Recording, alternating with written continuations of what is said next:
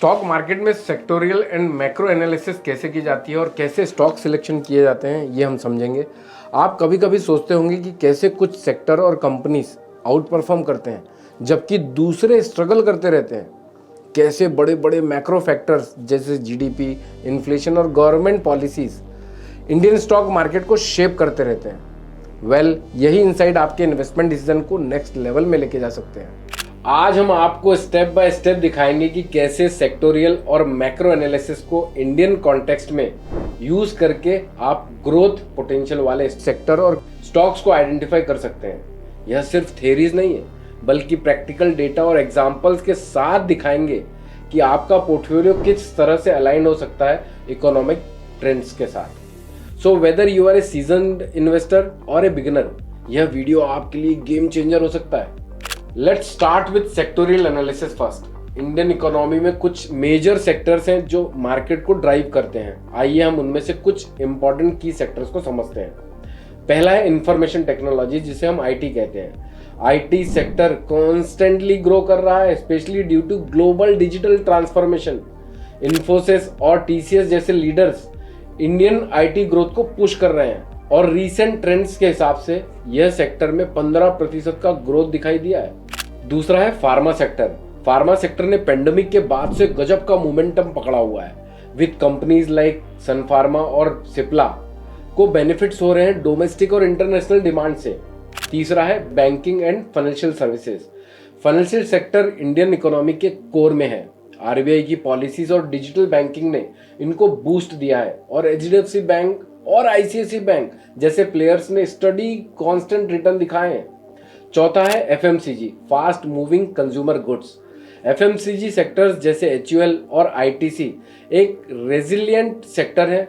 चाहे economic slowdown हो या बूम हो, एफएमसीजी सेक्टर कांस्टेंट ग्रोथ दिखा रहे हैं। इंफ्रास्ट्रक्चर, गवर्नमेंट इंफ्रास्ट्रक्चर स्पेंडिंग और मेक इन इंडिया इनिशिएटिव और इंफ्रास्ट्रक्चर सेक्टर को फ्यूल कर रहे हैं। एलएनटी और डीएलएफ जैसी कंपनीज हाई ग्रोथ पोटेंशियल दिखा रही हैं। इन सेक्टर का परफॉर्मेंस और आउटलुक आपको भी गाइड कर सकता है कि कौन से स्टॉक्स में अभी इन्वेस्ट करना बेनिफिशियल हो सकता है। तो दोस्तों, अब बात करते हैं मैक्रो एनालिसिस की, जो ब्रॉडर इकोनॉमी को समझाने में हेल्प करते हैं। कुछ इंपॉर्टेंट मैक्रो इकोनॉमिक इंडिकेटर्स जो इंडियन स्टॉक मार्केट को अफेक्ट करते हैं, अब हम उन्हें समझते हैं। पहला, जीडीपी ग्रोथ रेट। इंडिया का जीडीपी ग्रोथ एक क्रिटिकल इंडिकेटर है। रिसेंट ईयर में इंडिया का जीडीपी ग्रोथ रेट एवरेज 7% रहा है, जो पॉजिटिव सेंटिमेंट्स क्रिएट करता है। Higher GDP growth corporate profile और स्टॉक वैल्यूएशन को इंक्रीज करता है। दोस्तों, सेकंड है इन्फ्लेशन। इन्फ्लेशन डायरेक्टली स्पेंडिंग और प्रॉफिटेबिलिटी को इम्पैक्ट करता है। रीसेंट डेटा के हिसाब से इंडिया का इन्फ्लेशन रेट 5.2% है, जो मैनेजेबल है और कंज्यूमर डिमांड को सपोर्ट करता है। तीसरा है interest rate. Interest rate economy को शेप करते हैं। अभी आरबीआई का रेपो रेट 6.5 पे है। लोअर रेट्स इन्वेस्टमेंट को बूस्ट करते हैं, स्पेशली बैंकिंग और रियल एस्टेट सेक्टर में। दोस्तों, चौथा है गवर्नमेंट पॉलिसीज जैसे जीएसटी, इंफ्रा स्पेंडिंग और मेक इन इंडिया इनिशिएटिव की ड्राइवर्स हैं। फॉर एग्जांपल, जीएसटी ने एफएमसीजी और रिटेल सेक्टर को ट्रांसफॉर्म किया है, जो इन इंडस्ट्रीज के स्टॉक को फेवर करते हैं। पांचवा है global economic factor. Global events जैसे यूएस का फेड मीटिंग पॉलिसीज और oil prices Indian stock market को इनडायरेक्टली इंपैक्ट करते हैं।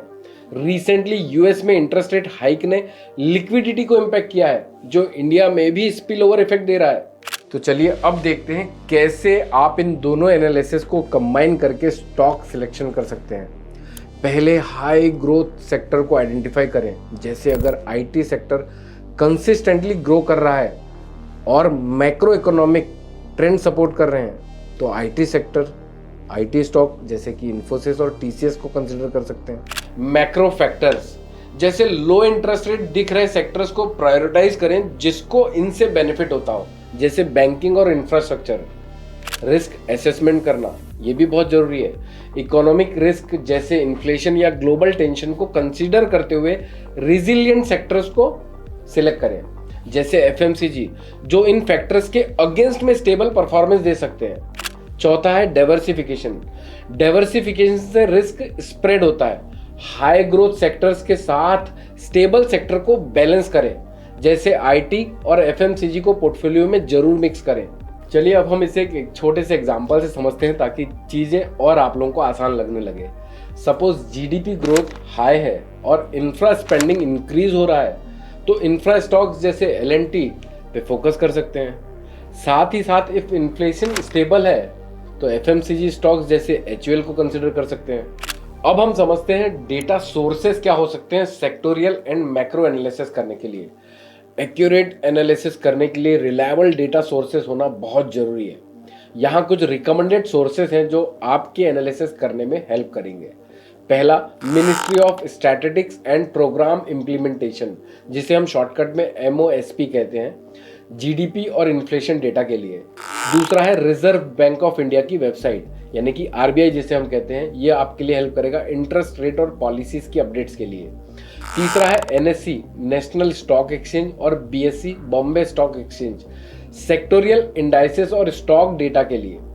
चौथा है company financial reports individual stock performance check करने के लिए।